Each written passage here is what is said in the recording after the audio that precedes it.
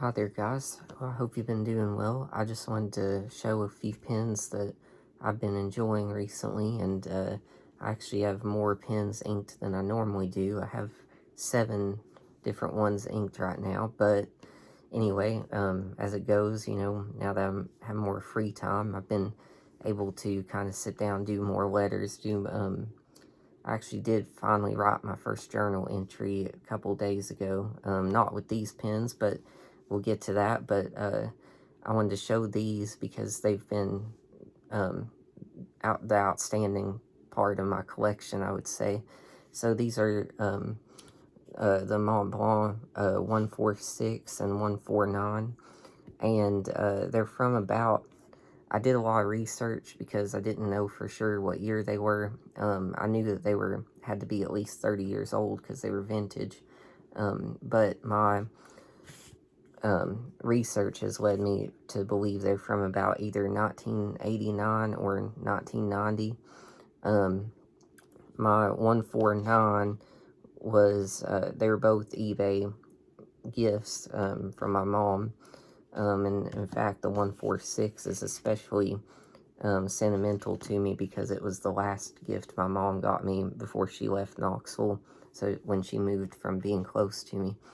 And also it's special to me because my 146 is was mint condition, and I have the box right here, and just a really phenomenally solid box.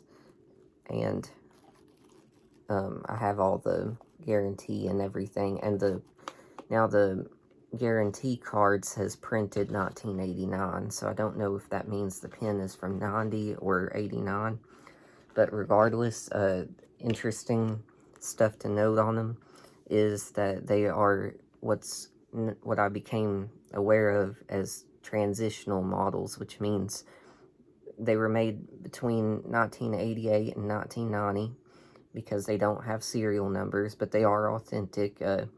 Needless to say, the price was right, so I knew, and sellers were really good for them. And why they're known as that is, so they're marked West Germany, both of them, although it's wore off on my 149, so I'm not 100%, but I know for sure my 146 is a West Germany. And also they have the split ebonite feed, or at least my 149 does, and the 146 has the second rendition of the ebonite feed, and it just worked phenomenally well. I've had the 149 now for 6 years, and I've had the 146 for 5.5, and I just can't stress enough how wonderful they are. Some of the finest gold nibs I've ever used. I think the only thing that I'll say is that, being that they're older, I don't know how a modern one is. I know I have I have 3 in my collection, because I have these 2, and I have a modern special edition, the Herbert von Karajan edition, but I've never been thrilled with that. It's a medium, and it's not bad. It's just not my preference, but both of these are lovely. So on the 146, as you can see, it's a monochromatic nib, which also signifies that it's a transitional model, and it has the ink window. I don't know how well, because I've written with it some. You can see that right there. About that portion of it is an ink window. And then the 149 has a slotted ink window. As you can see, that's the split ebonite feed on it. And because people, how they came out to say or name it, was because people would unbox this back in the day brand new and say, and call the Montblanc company and say, well, why is there a crack in it? But it was really just due to the design. And also, this one is the two-tone version of it. And also they called the 149 the Diplomat, and the 146 is the Legrand version. But anyway, I'll do a little sample with it, if it can focus. I think it is. And this one is a medium nib, and my other is a broad.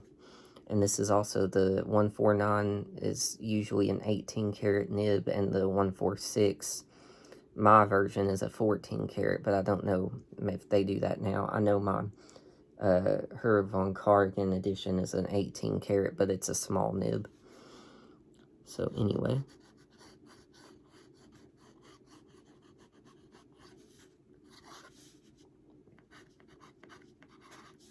$149, circa 1990, and the ink is Jacques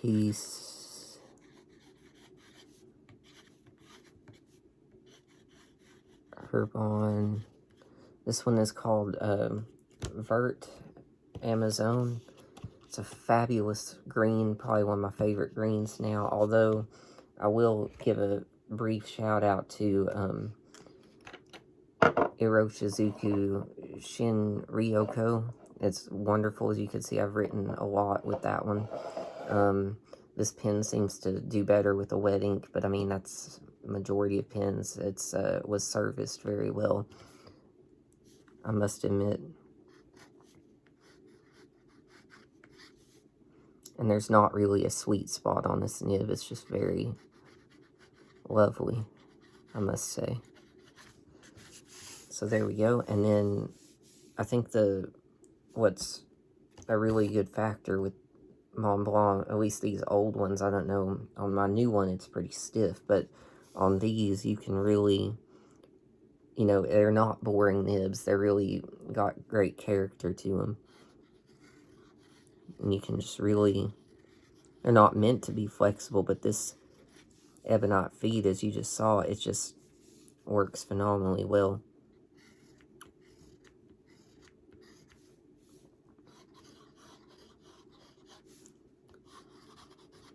And also, as you can see, it really does a phenomenal job keeping up with the strokes. So it's just become one of my favorites. I haven't used it a ton, but I have written half the ink out, and it's just, I just adore that pen. It's just a great writer, you know, and I mean, it's just, oh, and then it retains its value over time, obviously. So it's just, they're phenomenal. And then we have the 146, which I have a lighter shade ink in that, which I think I mentioned in a post, but I don't know if I did, is I just received 5 new inks from Pilot Iroshizuku, and they've all been phenomenal. The one that I've inked this one with is called Hana Ikata, or Ikata. I know I'm not going to say that right, but great ink. It's interesting. This is the Cherry Blossom shade, which is very nice. I'm not positive because I've not owned it yet, but I think I may like this better than I do the one that Sailor produces. They produce a rendition of Cherry Blossom, but I think I like this even better. At least to say I saw the swatches on Goulet pens and wasn't super impressed with those. But this one's very good. Both of these post well, but I didn't post that one, but they do both post pretty well. If you're more used to a number 6 nib, you'll like this. Now, number 6 does not dictate that this is a number 6 nib. It's a Montblanc number 6, and the other one, the 149, it's not a number 9 nib. It's a Montblanc number 9. It's just like it is with how companies dictate, you know, if a pen is fine or medium, you know. So anyhow, gotta get it going. I haven't written with it for a little bit, but it starts up. When I've wrote with it in the day, it always starts up. There we go.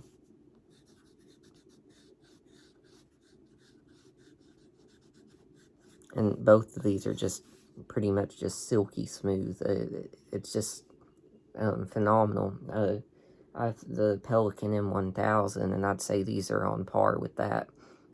If not, I think these nibs have more character because the M1000, now it may be because I have a fine nib in that, which I don't mind. It's a European fine. However, both of these, that nice ebonite feed just keeps up, and they're just wonderful. But anyhow, so I can't stress enough, if you somehow have the money, it's worth every bit, I think. So this is the 146, circa 1989 or 90, because I wasn't for sure. And the ink is Iroshizuku. If you want to see a close-up of this, I have it in my regular feed. You can go see that.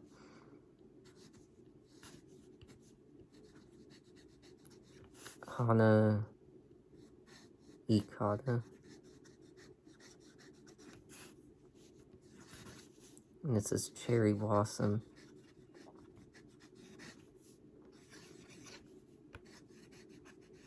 And I should have mentioned, this is a 90 GSM Clairefontaine Triumph paper. Does very good on these, especially because, as you can see, the 149 is very much a gusher of a pen, although this is as much of a gusher because it's a broad, so it's like spreading the ink out, but it's still phenomenal. Small bit of a sweet spot on this, but nothing bad at all. Slightly stubby, but it's really nice. I'm going to go over here and get a little bit out. Like I said, if I've been writing all day with it, I don't have any trouble, but this one's been sitting. So I've been using my Lamy recently. There we go. Now it's working. And again, this one has no trouble keeping up either. These are the ones I usually will do letters with most of the time. And this is the Legrand. And then I'll go over right here, and I'm going to just add a slight pressure to it.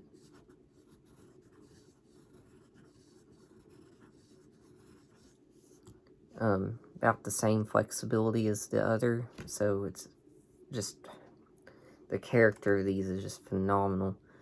And there you can actually see the ink window right there now that I've used up a little bit.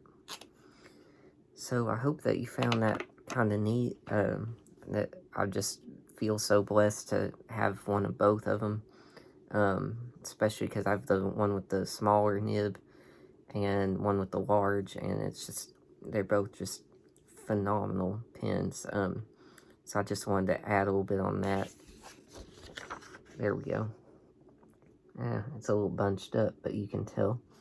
So anyhow, so I really hope you guys have a good night, and I'll see you back to cover my Lamy pens hopefully soon, and maybe be back in the weekend with the YouTube video hopefully. So I wish you guys the best. I'll see you.